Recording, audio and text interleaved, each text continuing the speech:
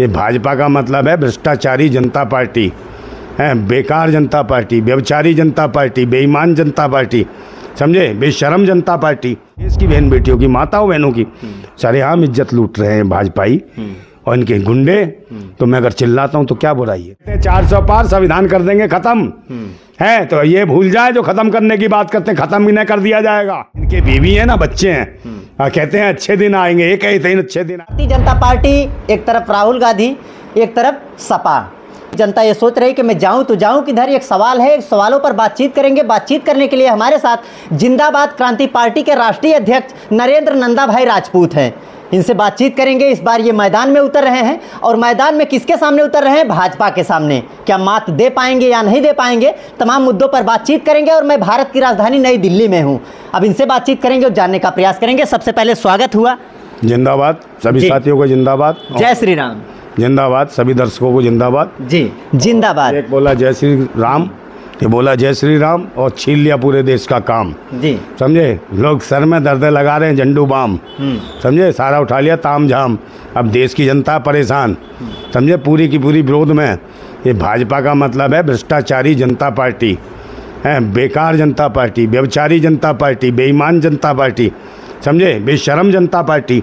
ये वो है, इसका विरोध पूरा देश कर रहा है। किसान कर रहे हैं, मजदूर कर रहे हैं, नौजवान कर रहे हैं, महिलाएं कर रही हैं, पूर्व सैनिक कर रहे हैं, युवा सैनिक कर रहे हैं, नए जवान जो हैं वो सैनिक कर रहे हैं। तो इन्होंने देश को दिया क्या है?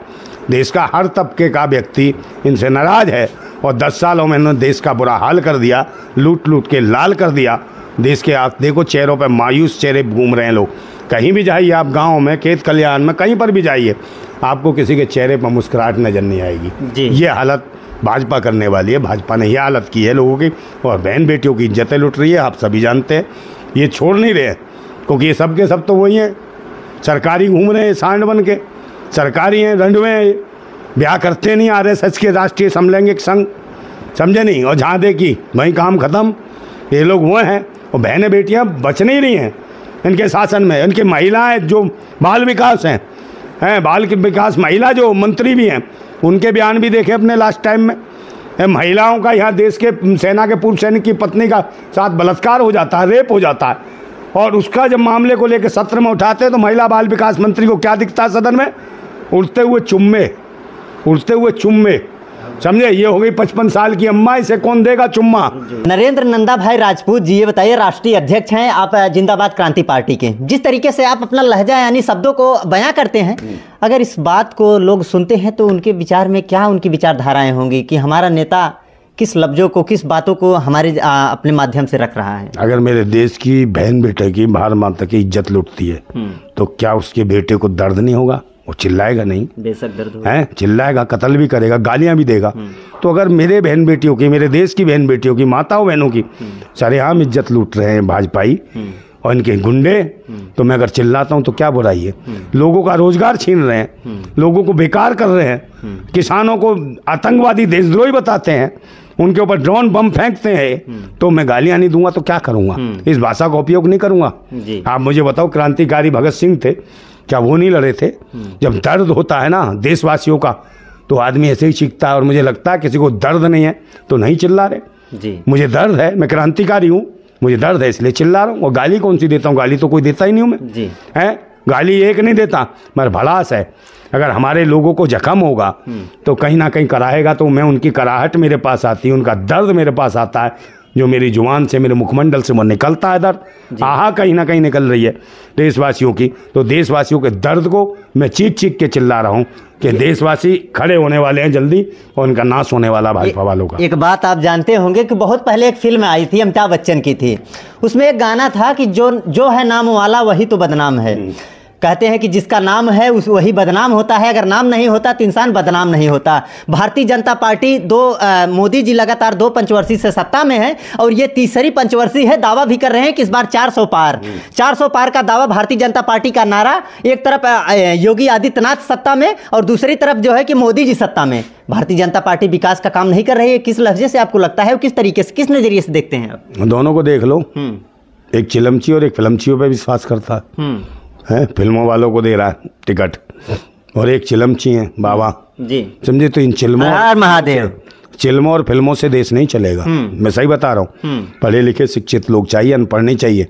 इसलिए इन्हें पढ़े लिखे बच्चों का एहसास नहीं है। पढ़े लिखे बच्चों को भी कहते हैं योग्यता नहीं है और उनकी नौकरियां नहीं दे पाते हैं। और वो बच्चों को कहते हैं पकौड़ा लगाओ, ठेला लगाओ, पकौड़ा बेको, चाय बेको, चाय बेको, पकौड़ा बेको, तो ठेली उठा के ले जाते हैं पुलिस वाले, उसको नहीं रोकते। और चाय पढ़े लिखे चाय तो ठेला लगाएंगे, अनपढ़ ये देश चलाएंगे। ये बाबा जो घर में बचपन से निकल गए लंगोटी बांध के भीख मांगने, जो खा कमा नहीं सकते थे, अपने परिवार को नहीं खिला पिला सकते थे, जो खुद भुखमरी के कंगाली को लेके भीख मांगने चले गए हैं, वो देश की गद्दियों में बैठे हैं भिखमंगे। तो ये देश को क्या देंगे? तो अनपढ़ अशिक्षित लोग देश की कुर्सी पे बैठे तो अनपढ़ ही बनाएंगे ना देश को। सबको बाबा बनाएंगे, सब जगह मंदिर बनाएंगे, घंटा बजाओ है। कुछ दिनों बाद फिर वही रामराज की स्थापना वो होगी जो मंडी लगती थी। मंडी में जो बिकते थे ना लोग, जैसे राजा हरिश्चंद्र खुद बेचता था अपने आप को, अपनी पत्नी को बेचा, अपने बच्चों को बेचा। तो ये रामराज की कल्पना इनकी है कि लोग अपने बच्चों को स्वयं बेचेंगे जब उनके पास इतनी भुखमरी का दौर आ जाएगा है। फिर वो होगा ये जो कहते हैं कि रामराज के बाद महाभारत काल है। फिर युधिष्ठिर जो धर्मराज युधिष्ठिर थे, वो ऐसे युधिष्ठिर थे, धर्म के राज ऐसे थे, अपनी पत्नी को जुए में दांव पे लगा देते। तो ऐसे धर्मराज नहीं चाहिए हमें, और ऐसे धर्म का राज नहीं चाहिए हमें। संविधान का राज चाहिए, लोकतंत्र का राज चाहिए। ये कहते हैं 400 पार संविधान कर देंगे खत्म है। तो ये भूल जाए जो खत्म करने की बात करते हैं, खत्म भी नहीं कर दिया जाएगा। जितने पाखंडी ढोंगी हैं, ये आतंकी हैं, देशद्रोही हैं, ना इनके बीवी हैं ना बच्चे हैं। और कहते हैं अच्छे दिन आएंगे, ये कहे थे अच्छे दिन आए थे, आएंगे, और बहन बेटियों को कच्चे उतार के नंगा घुमा दिया इन्होंने। है ये हालत है इनके शासन में, देश बर्बाद कर दिया इन्होंने निकम्मों ने। आज जरूरत है देश को शिक्षा, स्वास्थ्य, रोजगार, सुरक्षा की। इस पर एक काम नहीं करा इन्होंने, कहीं भी देख लीजिए। ये बताइए, लगातार आप कह रहे हैं कि देश को बर्बाद किए, पर आप अगर कहीं रोड पे निकलिए, गली चौक चौराहे कस्बे मोहल्ले कहीं भी आप घूमिए, तो लगातार भारतीय जनता पार्टी का झंडा लहरता हुआ नजर आता है। लोग कहते भी हैं कि इस बार जो है कि मोदी जी फिर से आएंगे। काफी लोग कहते हैं गांव में चले जाइए, देखिए, महिलाएं से बात करिए, लगातार कहते हैं कि नहीं मोदी ही चाहिए। किस बेस पर कहते हैं? भाई देखो, सारे मेन मिस्ट्री मीडिया इनके हाथ में जी, पैसा इनके हाथ में। अभी देखा नहीं, इलेक्ट्रॉन बॉन्ड निकला तो किसके पास पैसा निकला? 22,000 करोड़ रुपया भाजपा खा गई। तो कहाँ से आया? वो कंपनियों ने पैसा दिया जिनकी खुद आए 50,000 की नहीं है, 50,000 करोड़ की नहीं है, वो दे रहे कितने कितने करोड़ दे रहे हैं हैं। जिनको घाटे में कंपनियां, जो घाटे में है वो इन्हें हजार करोड़ का, 2-2, 5-5, 10-10 हजार करोड़ का इन्हें वो दे रहे हैं, समझे नहीं, डोनेशन। तो ये लोग वो हैं। तो एक बात बताओ, ये कहाँ है? इनके खिलाफ कौन कार्रवाई करेगा? ईडी सीबीआई जांच इनके खिलाफ क्यों नहीं करती? इनके खिलाफ क्यों नहीं मुकदमा ठोकती है? वो ये बताइए। उसने जो कहा भी, किसने कहा? वो जो कौन थे, मलिक साहब थे, जो पूर्व जो थे राज्यपाल है, वो मलिक साहब ने कहा कि मोदी ने ये करा, वो पुलवामा में जो शहीद कराए सैनिक, उनके खिलाफ मैं गवाही दे रहा हूँ। तो क्या प्रधानमंत्री को कौन ईडी खिलाफ काम नहीं कर रही?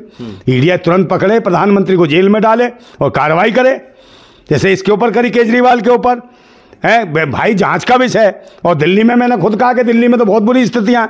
दिल्ली में इनकी खुद जो है वो थी महापौर, उसको टिकट दिया, उसने 400 करोड़ का घोटाला करा अपने साथियों के साथ मिलके, और वह लोकसभा चुनाव लड़ रही है दिल्ली से, है पश्चिमी दिल्ली से। उसका नाम है कमलजीत शेरावत, उसके पति ने राजकुमार शेरावत ने, समझे। उसका एक भाई भी है प्रदीप शेरावत, और एक उसका भाई है दूसरा, वो क्या नाम है, दहिया करके, आशीष दहिया। इन लोगों ने जेल भी गए, 2019 में मुकदमा खोला। इन्होंने 2000 पूर्व सैनिकों का पैसा खा गए डीडीए के फ्लैट देने के नाम पे, 10-10 लाख रुपए वो ले लिए। और उत्तरांचल और पूर्वांचल के लोग, बिहार और यूपी के लोग थे, जो गरीब मजदूर, जिन्होंने सोचा हमारा दिल्ली में फ्लैट बन जाएगा है, तो उन्होंने भी 10-10 लाख रुपए दिए, उनके खा गए 2000 लोगों के। तो 4000 लोगों के ये 10-10 लाख रुपए खा गए। 400 करोड़ का घोटाला किया, वो महिला को टिकट दिया, वो चुनाव लड़ रही है। ये हालत है पश्चिमी दिल्ली से। तो इनके खिलाफ कौन आवाज उठाएगा? इन्हें कौन जेल में डालेगा? है तो ये वो लोग हैं, इनके जो पार्टी में चला जाए। और जो कहते थे ना उसके खिलाफ, किसके खिलाफ? जो शरद पवार का भतीजा अजीत पवार, उसे कहते थे चक्की पीसिंग। अब क्या कर रहा हो? अब तो नाच रहा है डीजे पे है मोदी जी, और वो दोनों डांस कर रहे हैं, टन। अब चक्की नहीं पीस रहा, अब तो गाना गा रहा, बिल्कुल धुल के साफ हो गया, सुपरस्टार हो गया वो है, ये बिल्कुल खास हो गया इनका। तो ये वो लोग हैं जो इनके में सारे चोर इकट्ठे हो रहे हैं। भाजपा में सारे चोर डकैत सब इकट्ठे हो रहे हैं, सारे अय्याश इकट्ठे हो रहे हैं, सारे बेईमान इकट्ठे हो रहे हैं, सारे उठाई गिरे हो रहे हैं। और तो और भारत निर्वाचन आयोग खुद चोर आयोग बन गया है। वो नहीं बताता कि भैया भाई वो जो मशीनें गायब हुई, कितनी 19 लाख मशीनें, उसके बारे में ना ईडी पूछती, ना सीबीआई पूछती, ना उसके बारे में पूछती। जो 350 किलो RDX आई पुलवामा में, उसके बारे में ईडी इंक्वायरी नहीं करती, सीबीआई नहीं करती। और जो 3,500 किलो वो आई थी, क्या नाम है, कोकिन, नशीले पदार्थ, हीरोइन, वो कहाँ आई थी, अडानी की बंदरगाह पर पकड़ी गई। उसके बारे में नहीं बताते कि कैसे क्या हुआ। आज तक कोई कंप्लेंट कुछ नहीं किया गया उसका, क्योंकि भाई इनके लोग हैं और ये तो नचाते हैं। ये देश के लोगों 87 करोड़ों को भुखमरी के कंगाल पे ले आए, 4 किलो चावल और 4 किलो गेहूं पे। और वो देखो अंबानी क्या एक महिला को नचाते हैं, 76 करोड़ रुपया दे देते हैं रिहाना डांसर को, जो एक टुमके पे 76 करोड़ रुपया। तो ये देश की दुर्गति के 87 करोड़ लोग 4 किलो चावल 4 किलो गेहूं के लिए तरस रहे। बहन बेटियां तरस रही है, ऐसी रोटियां खा रही है, ऐसे सूखा भोजन कर रही है, ना उबाल सकती है, ना ये सब नहीं मिल रहा सिलेंडर उनको, कुछ नहीं मिल रहा, ना तेल, ना मसाले, ना सब्जियां, ना कपड़े, ना लत्ते। बस ये कह रहे हैं भिखमंगे बन जाओ। जैसे ये 40 साल भीख मांगे, वैसे भिखारी बना दिया देश का। तो ऐसे लोगों से कौन लड़ेगा, क्योंकि आज भुखमरी का दौर है। फिर मैं कहता हूं जो भुखमरी के दौर में स्थितियां खराब हैं और ये देशभक्ति और राष्ट्रभक्ति की बातों की नौटंकी करते हैं, तो मैं कहता हूं कि चाहत तन मन को गुनहगार बना देती है, चाहत तन मन को गुनहगार बना देती है और बाघ को बीमार बना देती है। भूखे पेटों को देशभक्ति सिखाने वालों, भूख इंसान को गद्दार बना देती है। और कहीं ये लोग भूख से अगर ज़्यादा तिलमिला उठे ना, तो अबे वो भाजपा वालों तुम्हें नोच खाएंगे, बिना नमक के खींच लेंगे, पता भी नहीं चलेगा तुम्हारा। तो ये देश इतना स्टेम रूस्ट है, इतना दुखी है, देश में ऐसे हालात हैं गृह युद्ध जैसे। अगर ये कहीं मशीन के माध्यम से आ भी गए ना, तो देशवासी इतने उग्र हो जाएंगे, इनको कुटाई करेंगे। देश जो है ना पूरे तरीके से विचलित है, काम नहीं, रोजगार नहीं, धंधा नहीं, बिजनेस नहीं, किसानों की लागत मेहनत का दाम नहीं, समझे नहीं, वन रैंक वन पेंशन नहीं फौजियों की, बहनें सुरक्षित नहीं, बेटियां सुरक्षित नहीं। आपने देखा नहीं कानपुर में कैसे रेप करा था 2 बहनों का, ईंटों के भट्टे पे। अगर ये कहते हैं सबको मकान दे दिए 2022 में, तो ईंटों के भट्टे पे क्या कर रही थी वो 2 बहनें। यहाँ तक मोदी जी ने कहा था कि अब किसी के मकान से पानी नहीं टपकेगा। मतलब यानी कि सबको मैंने पक्का मकान दे दिया है और सबको संडास दिया है, तमाम सुविधाएं दे रहे हैं। क्या कहिएगा, फिर नहीं मिला है क्या? उसी संडास में रेप कर देते हैं बहन बेटियों का। वहां कौन करेगा भाई, कानून कार्रवाई नहीं करेगा। तो गरीब है, दलित की बेटी है, कुछ भी कर दो उनके साथ है, क्योंकि तुम्हें तो अधिकार है, क्योंकि तुम जो है धर्म के अनुयायी हो, पाखंडी हो, ढोंगी हो। धर्म के आधार पे देश को बर्बाद कर रखा तुमने। और ये वो लोग हैं जो अनपढ़ अशिक्षित लोग हैं। मतलब बलिदानी क्रांतिकारी शहीदों की ये जो धरती यानी ये देश है, आज इस देश में कहीं इसका हनन हो रहा है, ये संविधान का हनन हो रहा है। बिल्कुल हनन हो रहा है। उठाई गिरे लोग हैं, देश को बर्बाद कर रहे हैं, जिनके पास कोई तजुर्बा नहीं सिवाय भीख मांगने के, और देश को भिखारी बनाएंगे और देश में मंडियां लगाना चाहते हैं, देश को बधुआ गुलाम बनाना चाहते हैं देशवासियों को। और ये फिर चाहते हैं कि बधुआ गुलाम देश के अंदर से बेचे जाएं, खरीदे जाएं। जैसे कभी वहां होता था साउथ अफ्रीका में कि गुलाम बेचे और खरीदे जाते थे, इसी प्रकार से भारत के लोगों को बेचेंगे, मानव तस्करी करेंगे। और कहीं वो दिन ना हो, आज तो बीफ एक्सपोर्ट के नाम पे भी देखो, जो बीफ कटवाने के लिए, जो गौमांस कटवाने के लिए जो सब्सिडी दी, किसको, उन मशीनों पे दी सरकार ने, भारत सरकार ने। तो कहीं ऐसा ना हो आने वाले समय में देश की मानव तस्करी हो, छोटे छोटे बच्चों का गोश्त काट काट के बेचे, ये वो सरकार आने वाली है। इन्हें कोई मतलब नहीं है देश से, राष्ट्र से, किसान से, नौजवानों से, मजदूरों से, बच्चों से, बेटियों से, किसी से कोई मतलब नहीं है। ये सिर्फ चाहते हैं तो कारपोरेट जगत के लोगों को, व्यापारियों को, और व्यापारी चाहे वो कुछ भी करें, चाहे देशवासियों का खून बेचे, ये उनको भी खून बिकवाने के लिए तैयार हो जाएंगे। वो लोग हैं। इस वक्त वक्त है बदलने का, इस बेकार जनता पार्टी को हटाने का वक्त है, ये भारत जलाओ पार्टी को हटाने का वक्त है। ये देशद्रोही लोग बैठ गए, देश पे काबिज हो गए। भारत निर्वाचन आयोग ने पिछले दिनों में, पिछले 10 सालों में जो हरकतें करी हैं, कभी इस तरीके नहीं करी। भारत निर्वाचन आयोग भी अयोग्य मानता हूं, मुझे नहीं लगता कि निष्पक्ष चुनाव होगा, मगर मैं चुनाव लड़ रहा हूं, इसलिए चुनाव लड़ रहा हूं कि हम कहीं भी जाते हैं, आंदोलन करते हैं, तुरंत डिटेन कर लेते हैं, 144 धारा। मैं चुनाव पर्चा इसलिए भर रहा हूं कि 15 दिन अपनी और आपके दिल की बात कहूंगा, हर चौराहे पर, हर गली पर, हर मोहल्ले पर। और समर्थन भी चाहूंगा आपसे, जितने भी लोग बाहर मुझे सुन रहे हैं, उनका वोट नहीं है मेरे क्षेत्र में, मगर कहीं ना कहीं मेरा सपोर्ट करें, और वोटर हो तो उसको वोट के लिए सपोर्ट करवाएं हर जगह। और मेरा जो है, ये जो है पूर्वी दिल्ली है, पूर्वी दिल्ली लोकसभा सीट है, इस पर जो इतने पूर्वी दिल्ली लोकसभा सीट में जितने बासिंदे, जितने लोग मुझे सुन रहे हैं, भारत के लोग जो हमारी सीट के हैं पूर्वी दिल्ली के, मैं उनसे भी हाथ जोड़ के विनती करूंगा कि भाई वो मुझे वोट से सपोर्ट करें, और जैसे जिनका वोट नहीं वो वैसे भी सपोर्ट करें।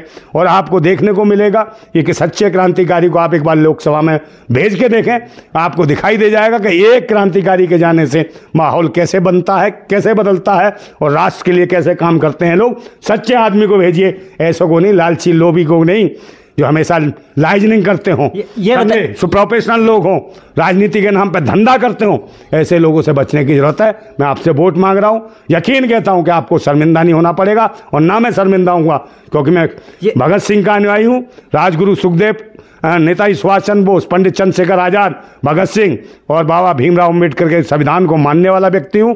हम लोग राष्ट्र के लिए काम करने वाले लोग हैं। ये बताइए, आप यहाँ से चुनाव लड़ते हैं, जीत हासिल कर लेंगे, चलिए ठीक है, पर आप जब पार्लियामेंट में बैठेंगे, सदन में बैठेंगे, उस अगर बात किया जाए तो भारतीय जनता पार्टी के मेंबर हैं वहाँ पे तमाम लोग, आपकी बातों को कौन सुनेगा? अभी कहाँ से आ गए, अभी तो भाई चुनाव हो रहा है। दावा तो करे, 400 पार का दावा है, पहले से ही कर रहे हैं कि हमारे वहाँ पे है। और दादा दावा तो वो भी कर दिया, वो नीतीश कुमार, वो तो 4 लाख पार कह रहा था, अचानक बोला 3000 पार, 4000 पार। तो 4000 कहाँ से भाई सांसद जिताएगा? वो तो कुछ भी कर सकते हैं, क्योंकि इनकी तो मशीन मैया है, चुनाव आयोग देवता है इनका, ये कुछ भी कर सकते हैं। चुनाव आयोग के ऊपर आपने कई बार अंगुली भी उठाया है, आज से नहीं लगातार, पर क्या हुआ लास्ट में? चुनाव आयोग ने ये कहा भाई उंगली नहीं उठाया, उंगली पूरी कर रहा हूँ, फिर भी कोई फर्क नहीं पड़ रहा, तो क्या करूं मैं? पूरी की पूरी कर रहा हूँ उंगली। भारतीय जनता पार्टी यानी तमाम लोग कह रहे हैं चिल्लाना है तो चिल्लाते रहो, पर काम होगा उसी बेस पे जो पहले होता है। हाँ तो भाई वो तो हैं डकैत है ना, चोर होने क्या असर पड़ रहा? आतंकी हैं, समझो, उग्रवादी हैं, उग्रता फैलाते हैं, धर्म मजहब के नाम पे लोगों को लड़वाते हैं, आतंक मचवाते हैं। ये देश सबको लेके साथ चलता है, और इस संविधान को खत्म करना चाहते हैं जो सबकी बात करता है, और जो पाखंड की और ढोंगियों की, अनपढ़ों अशिक्षित लोगों का, एक भैंसी दरिंदों का जो देश बनाना चाहते हैं, वैसा संविधान बनाना चाहते हैं जो इंसान को इंसान ना समझे, इंसान में जानवर समझे इंसान को, वो वाला ये संविधान बनाना चाहते हैं। और बहन बेटियों की इज्जत लूटना चाहते हैं। ये चाहते हैं पढ़े नहीं लिखे, कौमाक के हम अंग भंग करेंगे, और जिस मर्जी की बहन बेटी उठाए और ये पाखंडी रेप कर दे, और कोई बोल ना सके, कहे अरे नहीं, साधु महाराज का आशीर्वाद है, ब्राह्मण देवता का आशीर्वाद है, ये सोच के कहें चलिए भोग लगाइए, साधु देवता, ब्राह्मण देवता अपने आप पर उसने अपनी बहन बेटियों को वो ये काम कराओ। देखे नहीं आप, जितने बाबा जितने साधु सब अय्यास निकले।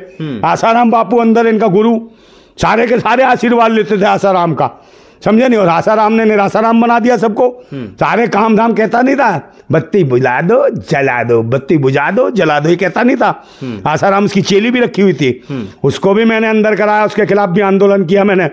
मैं बता रहा हूँ, मेरे पे मुकदमा भी लगा था एक, वो मैंने उसके खिलाफ आंदोलन करा, सीधे रात को उठवाया सासाराम को। ऐसे पाखंडी और ढोंगियों को हम क्रांतिकारी बर्दाश्त नहीं करेंगे। हम तर्कशील लोग हैं, हम हर धर्म मजहब जातियों की सबकी इज्जत करते हैं, सबको समान अधिकारों की बात करते हैं। हम चाहते हैं राष्ट्र बढ़े, किसान उन्नति करे, युवा आगे बढ़े, देश की बहन बेटियां इज्जत और सम्मान पाएं, और कहीं भी इस प्रकार की बेइज्जती जैसा माहौल ना बने हमारे देशवासियों के बीच में। देश वाकई विश्वगुरु बने और देश की पहली शक्ति, पूरी दुनिया की पहली शक्ति भारत बने, ऐसी हम कामना करते हैं। इसके लिए हम लड़ रहे हैं और चुनाव लड़ रहे हैं, तैयार हैं।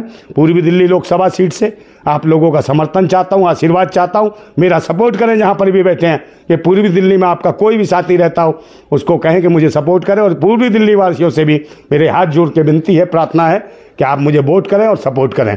जिंदाबाद था भारत, जिंदाबाद है और जिंदाबाद रहेगा। जिंदाबाद भारत, जिंदाबाद भारत। नरेंद्र नंदा भाई राजपूत हैं, इनसे बातचीत की है चुनाव को लेकर, और जिस तरीके से उंगली उठा रहे हैं कि भाजपाई लूटपाट का काम करते हैं और फिर से ये जो है कि बस सत्ता में आएंगे तो देश बिकने के लिए तैयार होगा, संविधान का हनन हो रहा है, तमाम प्रकार की बातें हैं इनके जबान से निकल रही हैं। और आपको बता दूं कि ये जिंदाबाद क्रांति पार्टी के राष्ट्रीय अध्यक्ष हैं और यहाँ से चुनाव लड़ रहे हैं पूर्वी दिल्ली से। एक इसके पहले भी गौतम गंभीर ने चुनाव लड़ा था, जो ना उनका कुछ कार्य समझ में आया ना काम समझ में आया, झोला उठाए और यहाँ से निकल पड़े। देखना ये होगा कि ये जीतते हैं या नहीं जीतते हैं, पार्लियामेंट पहुंचते हैं या नहीं पहुंचते हैं। फिलहाल सुना देता हूं जी, मैंने सुने थे बेरहमी के मंजर बहुत, आज ये मंजर मैंने देख भी लिया, और जिसको दिया था देश की हिफाजत का ठेका उसी के हाथ में खूनी खंजर देख भी लिया।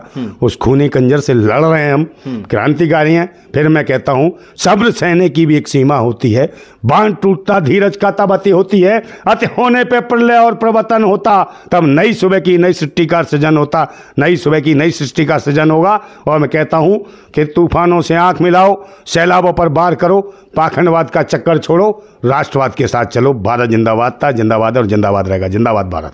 फिलहाल इस वीडियो को देखिए और अपने विचार को, अपने राय को कमेंट में साझा जरूर करिएगा। फिर मैं आपको मिलूंगा किसी और दूसरे वीडियो में। तब तक के लिए जिंदाबाद भारत।